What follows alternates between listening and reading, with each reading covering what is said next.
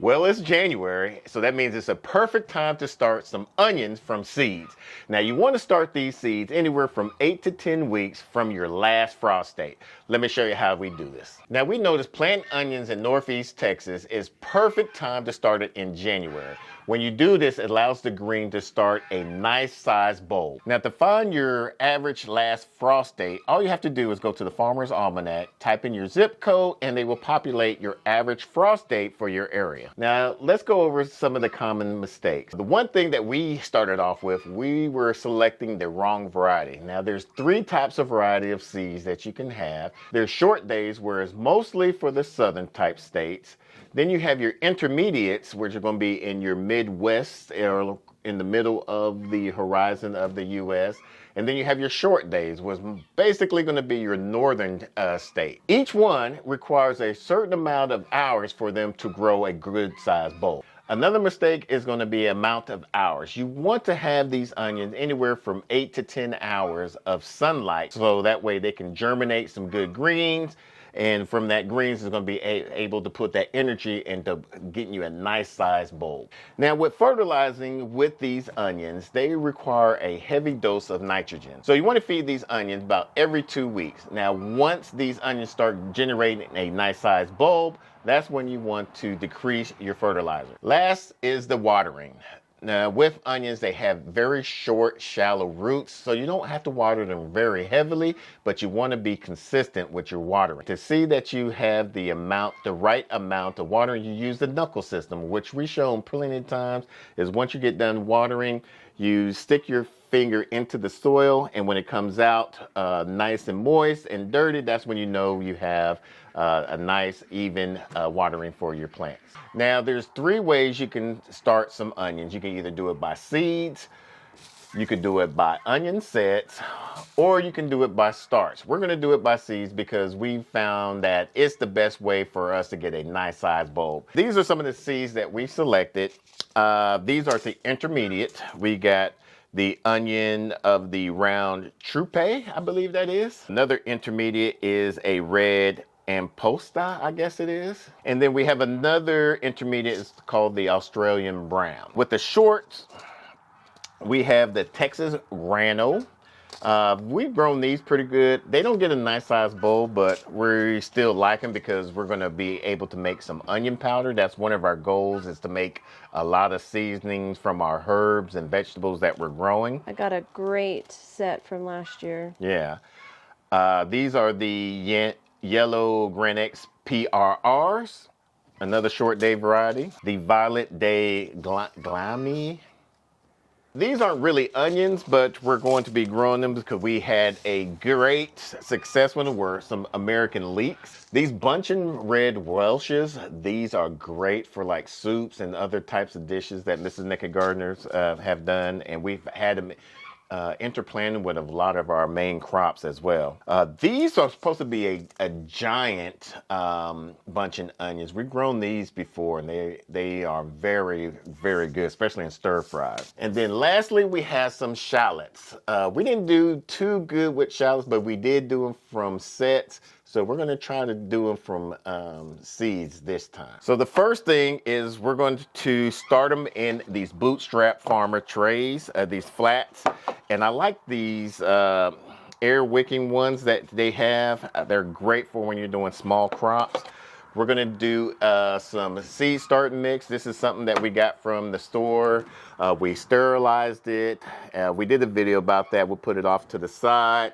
But it's very important that whenever you start in any types of seeds, especially when you're going to bring them indoors, that you want to sterilize your seed starting mix. It's going to help your germination rates and help decrease the chances of having any fungus gnats in your house. Now we're just going to fill it in.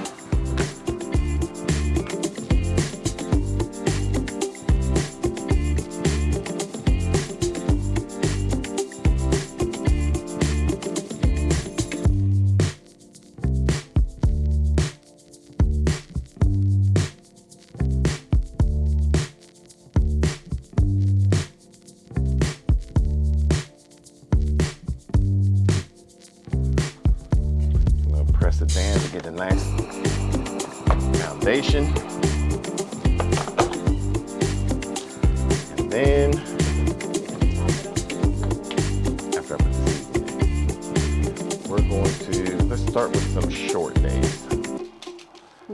putting how many in each of those? I'm going to do about 4 seeds in each one, and we're going to go across through here. Create your tags. I know you.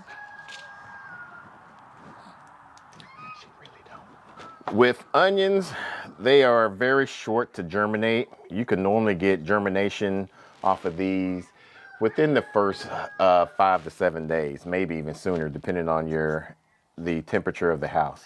You want to have the temperature anywhere from about 68 degrees to 75, so you don't need a heat mat whatsoever. And that was important because I was going to ask you to clarify that this is something that we are doing indoors under grow lights. Correct.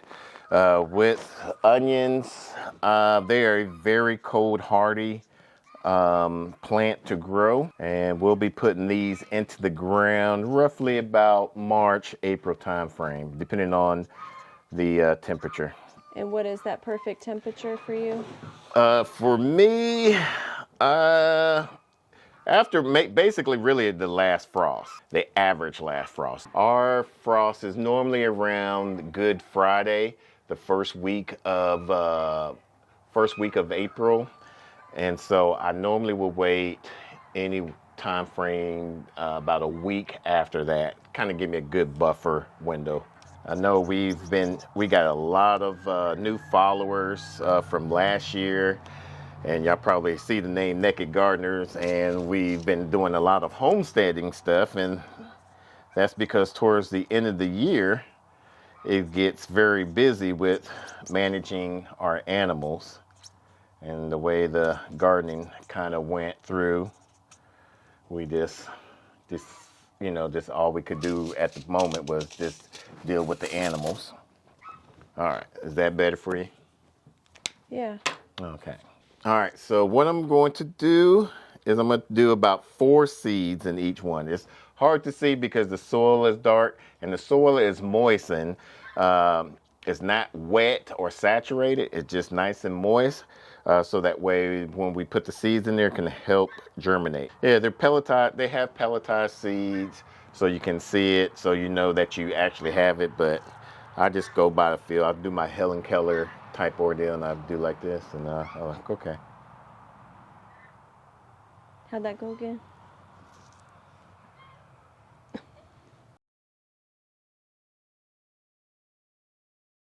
The things with onions is their roots are not only that they're shallow, but they're very forgiving.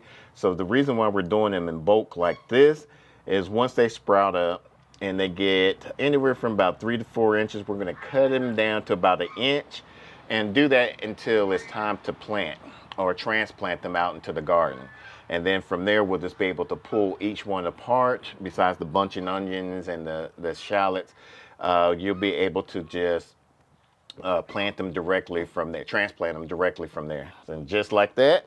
And then you just cover it up with the leftover soil that you have, your potting mix. Press it down to get all that surface area, cover all that surface area of the seeds.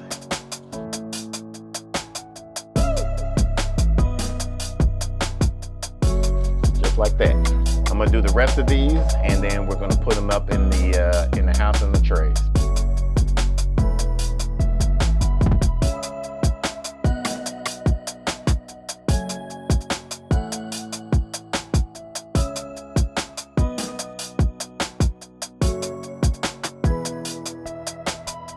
Now, the only bad thing about with onion sets is they don't get, like I said, I think I said it before, I'll say it again just in case, is that they don't get their bulbs as big as if you do it from seeds, because onions are biennials. And so most of the time when they're grown for that, once they get a decent sized head, they will pull them out the ground and cut the greens off of them. So the good thing about Bootstrap Farmers trays is that you can carry each one of them with one hand. They don't flop around or anything.